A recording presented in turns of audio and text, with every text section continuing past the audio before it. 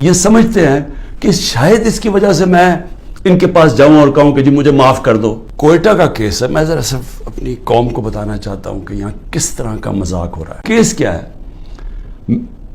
Qasim sorry rolling دیتا ہے کہ جناب یہ مراسلہ، یہ جو سائفر آیا ہے وہاں سے، اس کے ہوتے ہوئے بیرون ملک کی مداخلت ہوئی ہے ہمارے افیئرز میں، اور اس میں لکھا ہوا ہے کہ عمران خان کو عدم اعتماد میں شکست دو۔ یہ مراسلے میں لکھا ہوا ہے، جو کہ وہ ڈونلڈ لو اور ہمارے ایمبیسڈر کے بیچ میں بات چیت ہوئی، جو کنفرم کیا گیا پاکستان کی سیکیورٹی کاؤنسل نے۔ پھر جب شہباز شریف بنا پرائم منسٹر، پھر سیکیورٹی کاؤنسل میں ایمبیسڈر کو، اسد مجید کو بلایا گیا، اس نے بیٹھ کے کہا کہ ہاں یہ مجھے ڈونلڈ لو نے کہا تھا کہ عمران خان کو ہٹاؤ پرائم منسٹرشپ سے، اور یہ عدم اعتماد میں اس کو فیل کرو۔ اور ابھی عدم اعتماد درج نہیں کی گئی تھی اسمبلی کے اندر، تو قاسم سوری نے اس کو سامنے رکھتے ہوئے کہا کہ اس کے مراسلے کے ہوتے ہوئے میں یہ نہیں اس وقت آگے اسمبلی کو بڑھنے دیتا۔ اس کے اوپر میں نے اسمبلی ڈیزالو کر دی اور میں نے الیکشنز کال کر دیے۔ اب یہ آدمی کہہ رہا تھا کہ وہ جو الیکشنز میں نے کال کیے ہیں اس کے اوپر آرٹیکل 6 لگنا چاہیے، تو سپریم کورٹ نے تو پہلے ہی رولنگ دے دی تھی۔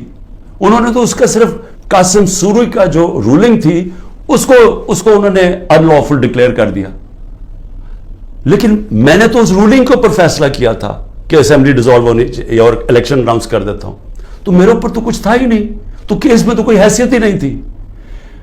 اس آدمی کا وکیل کا قتل ہوتا ہے، فیملی ساری کہتی ہے کہ خاندانی دشمنی تھی، اس میں قتل ہوا ہے، وہاں پہنچ جاتے ہیں، یعنی وہ پتہ چلتا ہے کوئی 9:30 بجے اس کا قتل ہوتا ہے، 4 گھنٹے کے اندر لا منسٹر پریس کانفرنس کر دیتا ہے کہ عمران خان اس میں ملوث تھا۔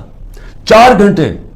کبھی سوچیں کہ کوئی قتل ہوا ہے، کوئی انویسٹیگیشن ہوتی ہے، کوئی پتہ چلتا ہے، وہ 4 گھنٹے میں کہتا ہے عمران خان اس کے اندر ملوث ہے۔ اور اس کے بعد کیا ہوتا ہے؟ اس کے بعد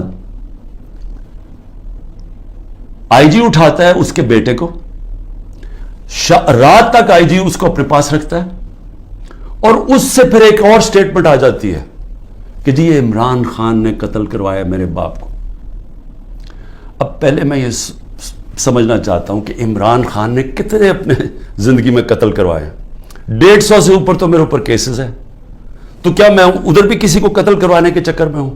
اور وہ کیس جس نے آگے بڑھنا ہی نہیں تھا، جو میرے وکیلوں نے بھی کہا کہ جس نے کس طرح آرٹیکل 6 میرے اوپر لگا سکتے تھے، جبکہ سپریم کورٹ نے رولنگ دے دی تھی اس پہ، تو میرے اوپر تو وہ ہو ہی نہیں۔ اور پھر آرٹیکل 6 کا جو ہوتا ہے یہ گورنمنٹ کرتی ہے، یہ کبھی انڈیویجول نہیں کرتا۔ تو یہ وہی ایک ان میں سے کیسز تھے جنہوں میں نے ان میں مجھے پھنسایا ہوا تھا۔ اب یہ سوچیں کہ اس کے اوپر میرے اوپر انہوں نے 302 کا مقدمہ کر دیا اور میرے اوپر قتل کا کیس کر دیا۔ واضح ہے، مجھے نظر آ رہا ہے کہ کیا کرنا ہے۔ اتنے زیادہ کیسز ہیں، میں اب اسلام آباد جانا ہے، کل کوئی 16 کیسز کے اوپر میں نے بیل لینی ہے، 16 کیسز کے اوپر۔ کبھی کسی اور پولیٹیکل لیڈر کے اوپر کبھی ایسا ہوا ہے؟ مجھے بتائیں، ان لوگوں نے جنہوں نے 30 سال سے ملک لوٹ رہے تھے، ان کی وہاں اربوں ڈالر کی جائیدادیں پڑی ہوئی ہیں۔ مجھے بتائیں کہ یہ کوئی کیس ہے؟ کوئی مانے گا پاکستان میں کہ عمران خان نے جا کے کوئٹہ میں قتل کروا دیا کسی کو کیونکہ اس کو ڈر لگا ہوا تھا کہ وہ کیس کامیاب ہو جائے گا؟ اور پھر کتنے، یعنی ماضی بھی ہے۔ رانا ثناء اللہ کا تو یہ عابد شیرلی کا باپ کہتا ہے 18 قتل کیے ہیں اس نے۔ فیصل آباد میں جائے وہ کوئی اس سے زیادہ قتل بتاتے ہیں۔ شہباز شریف کی تو رپورٹ ہے ہیومن رائٹس کی یا ایمنسٹی کی کہ اس نے 97 سے 99 تک 770 لوگوں کو پولیس مقابلے میں مروایا ہے۔ اس کے اوپر تو عابد باکسر نے ٹی وی پہ آگے کہا کہ اس نے قتل کروایا ہے۔ عمران خان کے اوپر بتائیں کس نے کہا کسی کو قتل کیا؟ تو یہ جو قتل کا کیس انہوں نے کیا ہے، اس کا مقصد ہی ایک ہے کہ کسی نہ کسی طرح عمران خان کو پکڑ لو۔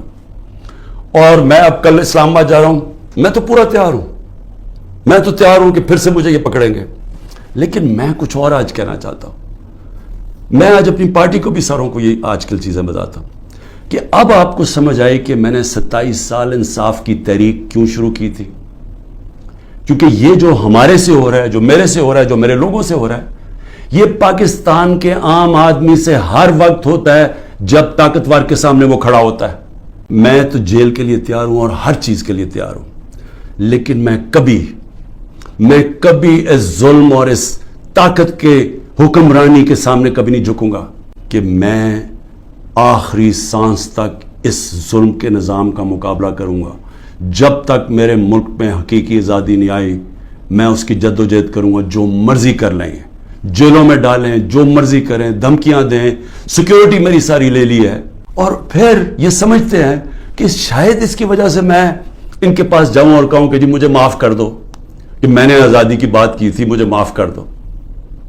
اور میں آپ قوم کو بھی کہنا چاہتا ہوں، کبھی نہ اس نظام کو قبول کرنا۔ جس دن آپ نے اس کے سامنے اپنا سر جھکا دیا، آپ کا کوئی مستقبل نہیں رہے گا پاکستان میں۔ پاکستان زندہ باد۔